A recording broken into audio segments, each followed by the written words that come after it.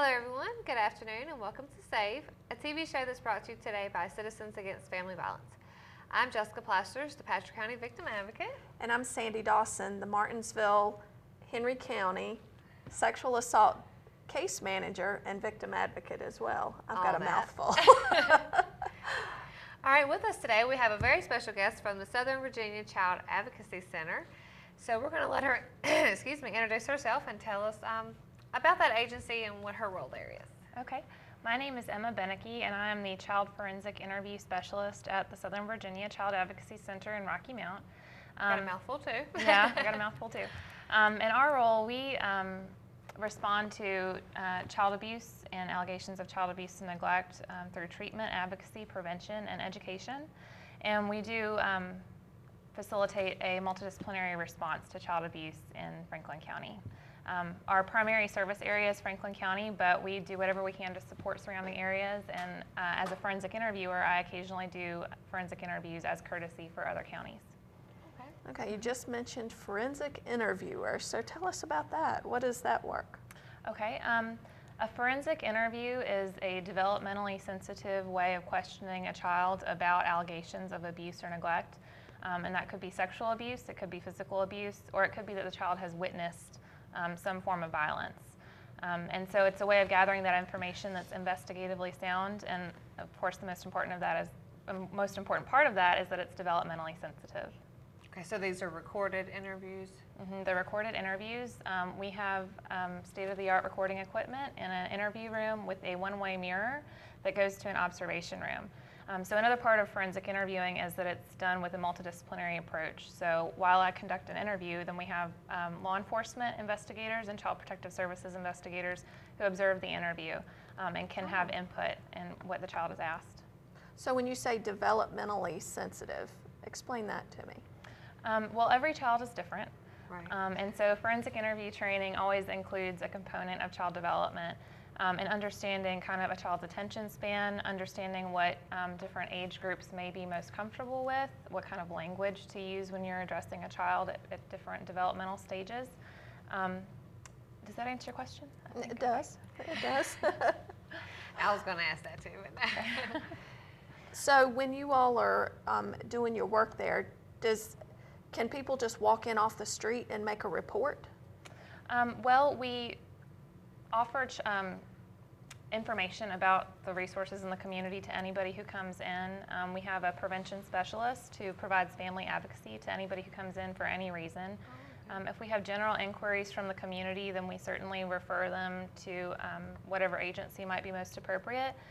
If folks come in and want to talk to us about concerns that a child's been abused or that a child's experienced some kind of abuse, neglect, or witnessed violence, then we do encourage them to contact local law enforcement and the local Department of Social Services and to call the state hotline to report child abuse. If a family is not comfortable doing that, then we'll certainly take down the information and make that report ourselves, as we are mandated reporters. But we'll do whatever we can for families who just walk in. Mm-hmm. So what other things take place at the Advocacy Center besides the forensic interviews? There's any type of therapy or any type of things that are offered there? We have the resource office for our multidisciplinary team in Franklin County, which is called the Child Abuse Review Team, and that meets twice a month. Okay. We have 11 agencies that sit on the team, and those team members can refer children to the roster for our multidisciplinary team. And we are able to facilitate therapeutic services and other services for children whose names are on that roster.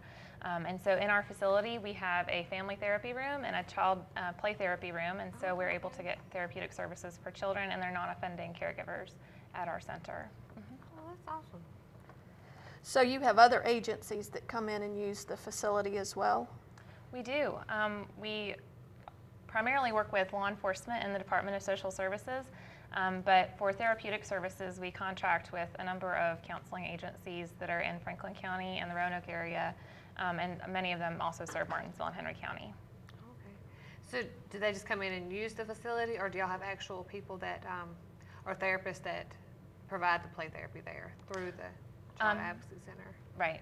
So let me clarify that. We have contracts with them, so they don't necessarily work at our Child Advocacy Center every day, but we have space for them to sit and work and do their documentation or whatever else they need to do while they're on site, and they do see the children on site at our center. Oh, okay. Well, that makes more sense now. Yeah. Okay.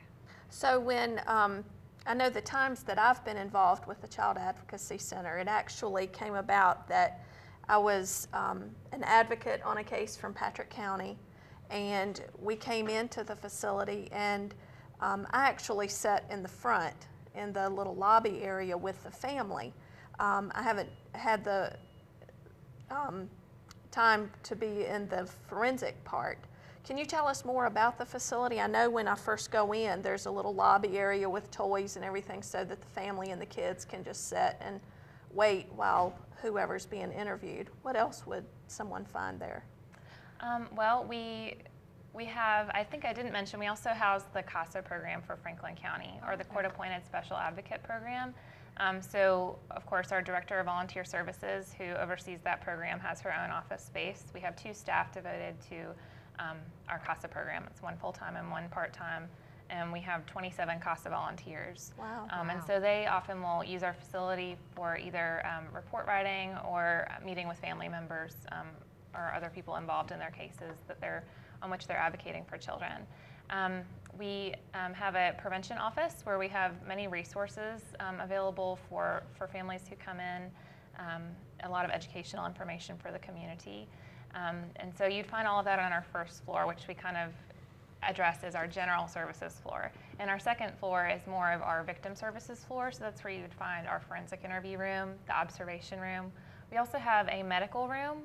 We work with Carilion Franklin Memorial Hospital, and their forensic nurse examiner can come and conduct medical examinations on children where there have been allegations of abuse. Okay. So they can actually do the forensic exams in the facility instead of at the hospital. Yeah. Oh, Yeah. okay. And that would be Stephanie Hodges, right? Stephanie Hodges, We had her right. here as one of our guests Yeah. previously. Oh, fantastic. It's wonderful. We really love to work with her, and sometimes it works out that she can observe the forensic interview and then conduct a medical evaluation, and so that really makes the process much smoother for the child and the family, and that way she's already kind of gathered some preliminary information that will help with her medical part of it.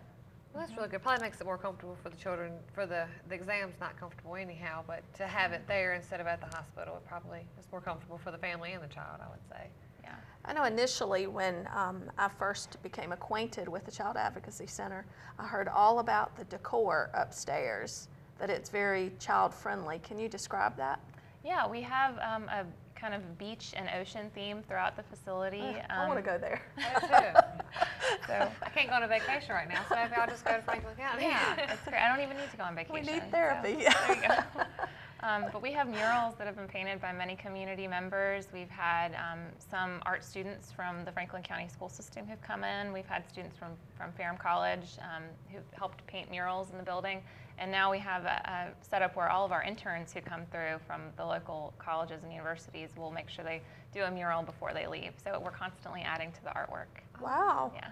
That's So I'm going to pretty take a day cool. off this week and go I know, visit. we I'm need to gonna go see check it out. this. So, you said that you're a forensic interviewer specialist. Is that your correct title? I was trying to make sure I got all of the name on there correct. What did you do to prepare for that type of work? Well, my background is in social work, so I have my bachelor's degree and my master's in social work, and I think that my background definitely prepared me for this work. But I specifically, for forensic interviewing, have been to 2 different training programs for that. I've been to the National Children's Advocacy Center in Huntsville, Alabama, and been trained on the National Children's Advocacy Center forensic interview structure. And then I've also been trained in the Child First model, or RATAC is what some people refer to that as. And there are a number of other models of forensic interviewing, and I think it just varies from one community to the next what works best. Well, I know that the Child First training is what is utilized in Patrick County, and I think beginning to be utilized in Martinsville and Henry County as well. Would that be the most popular one for Virginia area? Yeah, I'd say that's most used in Virginia, and that, of course, that training is offered in Virginia, so it's Right. most accessible here. Yeah. So when you are working with clients, you primarily are working with children, or do you ever work with anyone older? I primarily work with children, but as a an interview specialist, then I can conduct an interview on any child who's under 18 years old. So any child Okay. who's verbal and can, who's not an adult. So as far as interviewing, as a staff person at the Child Advocacy Center, of course, I respond in any way necessary to general inquiries or do whatever I need to do to make sure that our services are as good as they can be. So when you've worked with anyone under 18, have you had more like under the age of like 12 and under, or more 13 to 18, or is it about equally balanced? I'd say the interviews that I've conducted have been more frequently with children who are 12 and under, but we definitely receive referrals for children who are teenagers and as old as 17 years old. So I guess that's when you have to be really challenged to make sure that you're handling, like you were talking about before, being developmentally sensitive, you know, to make sure that you're able to flex to whether it's a younger child versus a teenager. Well, I can imagine working with 3 and 4 or 5-year-olds could be really difficult to get their attention span, or to, I mean, their attention span is not that long. And to maintain a conversation as Right. well. Yeah, I would definitely say that's true. And I think with children as young as 3 years old, some of them, their attention spans as short as 15 minutes. Yeah. And so you really have to be attentive and be aware of where they are, and also be aware of when they're getting tired and when they can't sit and talk to you anymore. So do y'all use tools while you're in there, such as like do y'all draw pictures, or what are those dolls they have? And I've seen them in court a couple The times. forensic dolls. Yeah. We do, when I'm conducting interviews, I often, you have an easel board, and I do a lot of drawing, especially with younger children. Right. And that can also be helpful for older children. If there have been multiple occasions for them that are multiple instances of abuse, creating a timeline or something like that can be useful for an older child. So I use that with all ages. And we also use anatomically correct diagrams, which are pictures of children, and then we also use the anatomically correct dolls like you were referring to earlier. Yeah. That long word. So. So when I see the name Southern Virginia Child Advocacy Center, to me, I kind of think that you all handle the whole entire region of Southern Virginia. That's a pretty broad area. Do you all actually work the whole entire Southern Virginia area? Well, our primary service area is Franklin County, and so most of our funding is designated kind of for us to serve Franklin County. But again, we'll do courtesy interviews for any county, and if there's ever a county that is looking for support in developing a multidisciplinary team, then we'd be happy to give whatever information that we can, or sit down and have conversations. Mm-hmm. So what kind of members from the community are a part of the team? Well, our primary members are law enforcement from Franklin County and the town of Rocky Mount, the Franklin County Department of Social Services. We have the Commonwealth Attorney's Office in Franklin County also, who sits on the team, and Carilion Franklin Memorial Hospital, I mentioned them. We have counselors who serve children who sit on the multidisciplinary team. We have school counselors, and we have the Franklin County Family Resource Center. Their advocates also sit on our team. And I'm sure there's somebody I've left off. We have a number of community members that serve children and families in different capacities, and everyone kind of has a different perspective of what's going on within the community and within the families that we serve, and so it's really good. great. They can all come together, and Yeah. it works very well. Yeah. I know we have a great team in Patrick County as well, but y'all's team seems a little larger, and it sounds like it works really well for y'all. So how long has the Southern Virginia Child Advocacy Center actually been there? Well, we've had services that have been around since 1993, and in 2001 we were accredited as a child advocacy center.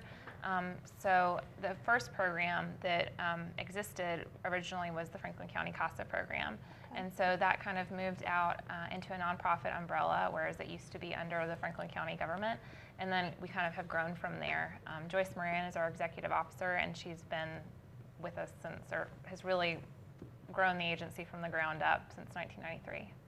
So it takes a while to get something like this going, but it definitely can happen with everybody playing their parts together. So Sounds like Absolutely. it's Well, came a that's long good way. that she's been instrumental in carrying through that program and developing the relationships like you were talking about earlier with all the different agencies. Yeah, absolutely. I think we have a great team, but it's been here for a long time in Franklin County, and I think it can take a long time to build those relationships, but it's a really beautiful thing when everyone can come together and make sure that children get the services that they need. So do y'all have any, I think you said earlier, I think you did, about y'all have monthly meetings or something like that to, I guess, share information and about cases. Is that what y'all do? Y'all have monthly meetings to share information about what's going on within the... We do. We have our child abuse review team meets twice monthly, and I think I've got some of our statistics here. Last year we had 246 children who were served on our roster. So again, anybody who's on the team can refer children or families to the multidisciplinary team roster, and then those cases can be reviewed by everybody on the team, and they meet twice monthly. So is that what you mean when you say they're put on the roster? It Right. just means that you're ongoing reviewing their progress? Right. And so we may not review every child at every multidisciplinary team meeting, but we'll review a certain portion of the roster, and anytime anybody has some concerns about what's going on with the child, then they can bring that up and the team will discuss it. I was wondering how that worked. Yeah. So they add them to the roster, so they receive services from the team, actually, basically. Okay. Right. So one of the things, you know, that we always talk about our statistics of sexual assault cases, and statistically, like we were talking about earlier, that 1 in 4 females have been sexually assaulted in childhood, and then 1 in 6 males have been sexually assaulted in childhood, and that's just what's reported. Yeah. You know, it is a scary statistic just to think that there's so many more that are not being reported, but it's good to know that there are resources that are helping to make that easier for children, so that, you know, it's one of the big things is to believe the children, but then also to have people in place such as yourself that can talk with them and make them feel comfortable when they're having to make this report, because I mean, it's scary enough for us as adults to have to deal with something like that, but to think about that children would have to make a report and how scary that must be for them. Absolutely. And we have a program called Darkness to Light, which is a community education program. And the objective of that program is just to kind of educate community members on child sexual abuse and to educate adults about how to respond to that in a way that is conducive to children having a comfort level when they're disclosing. Right, because that's not something that you're just comfortably going to want to tell someone, especially at that age, the embarrassment Yeah. Yeah. and shame for them. Yeah. So you were saying, you said 246 children, is that in 1 year? That was for last year, how many children in our last fiscal year, how many children were on the roster for our multidisciplinary team. 86 of those were new cases. And we have a number of other programs that I haven't mentioned.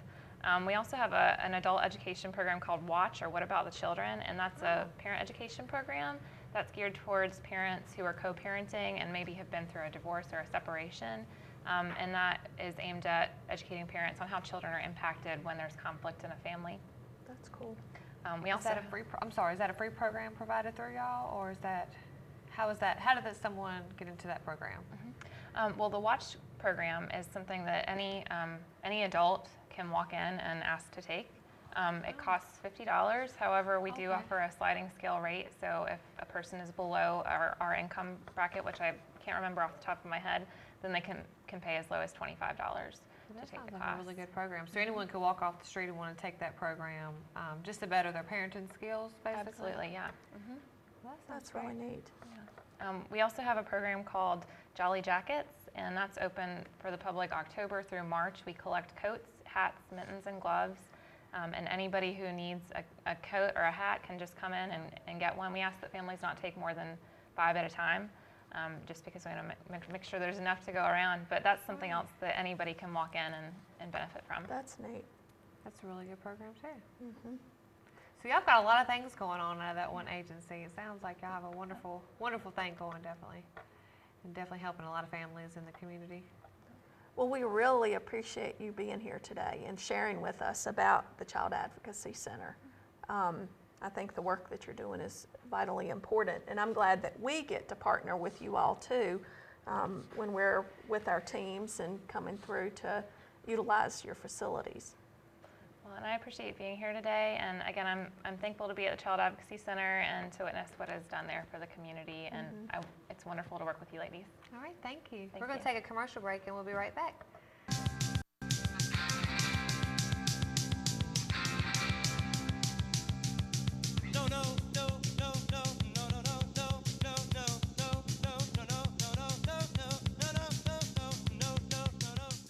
You have remote start, you have lane departure, parking assist, navigation, rear camera monitor on it, intelligent key, standard fog lights on your SL package now, alloy wheels. Hi, this is Wes Mills with Jim Mills Nissan and Jim Mills Chrysler, Dodge, and Jeep. I'd like to invite you to visit with us. We have no games, no gimmicks. We stand behind our vehicles, we stand behind our service, and we stand with our community. Come visit us at 4760 Greensboro Road. Are we insane? A very smart person once said insanity is doing the same thing over and over again and expecting different results. We say we want a clean community, but we keep on littering. We can't solve our litter problem by maintaining the status quo. Only you can make the difference. Stop the insanity. End littering now. Auto Rehab in Stanleytown. Dependable and trustworthy.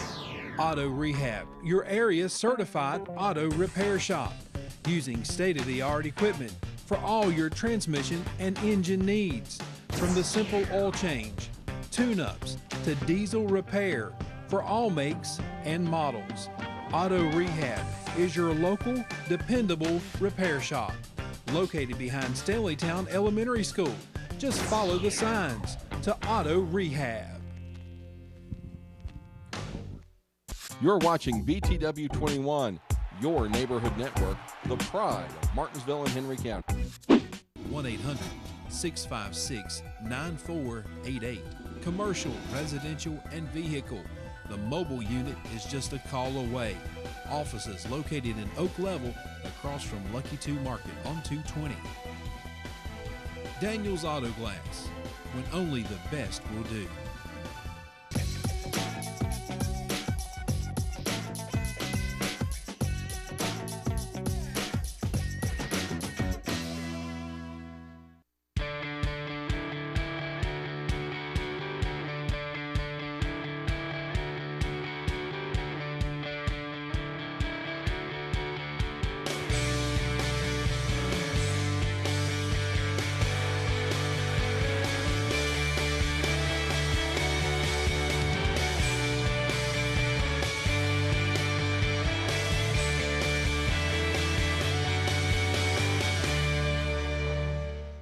You're watching BTW 21, your neighborhood network, the pride of Martinsville and Henry County. Just received a brand new 2013 Ford Raptor. Just only a few in the country. Come see it at Nelson Ford. This baby's got over 400 horsepower, top speed 200 miles an hour. You might ought to fact check me. But this baby is only one of a few. Come see it at Nelson Ford Martinsville, where everybody knows cars cost less.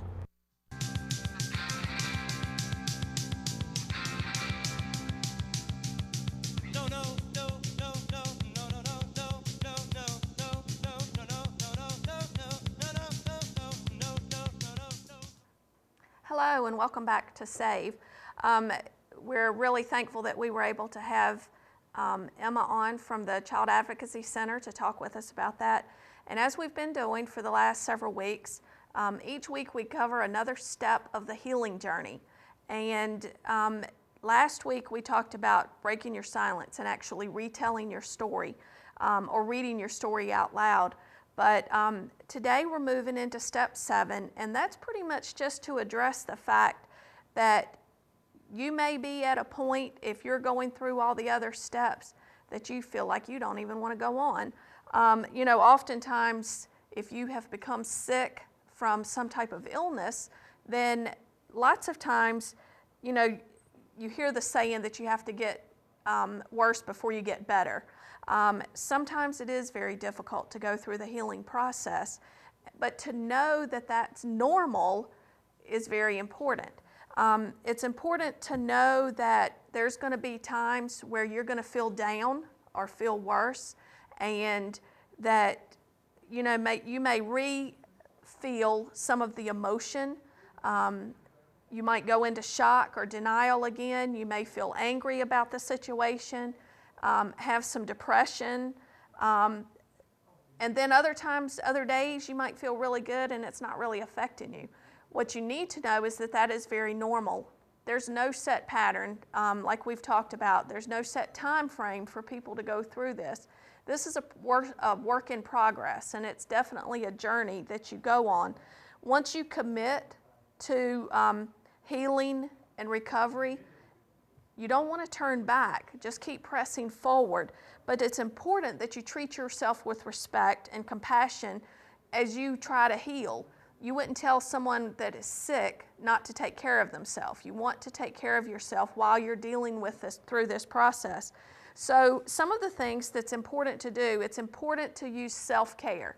Make sure that you're taking care of yourself, eating well, getting plenty of rest, connecting with your family members that you still have a good, healthy relationship with, and feel good about what you're doing. It's important to sometimes take first things first.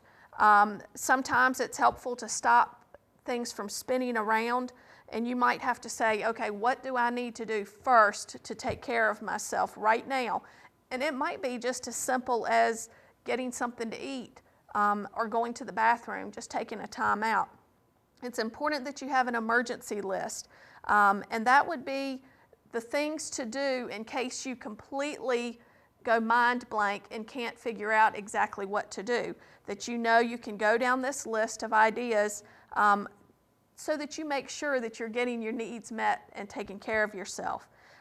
Keep your journal, keep writing in your journal on a daily basis, and just kind of absorb into letting go of your feelings and your emotions, writing all of that down. Be gentle with yourself. Recovery is a process, and it definitely takes time. It's not going to happen overnight, and you're going to go through cycles, and you'll feel like you're spinning, and that's okay. That would be step 7 that we've just gone through.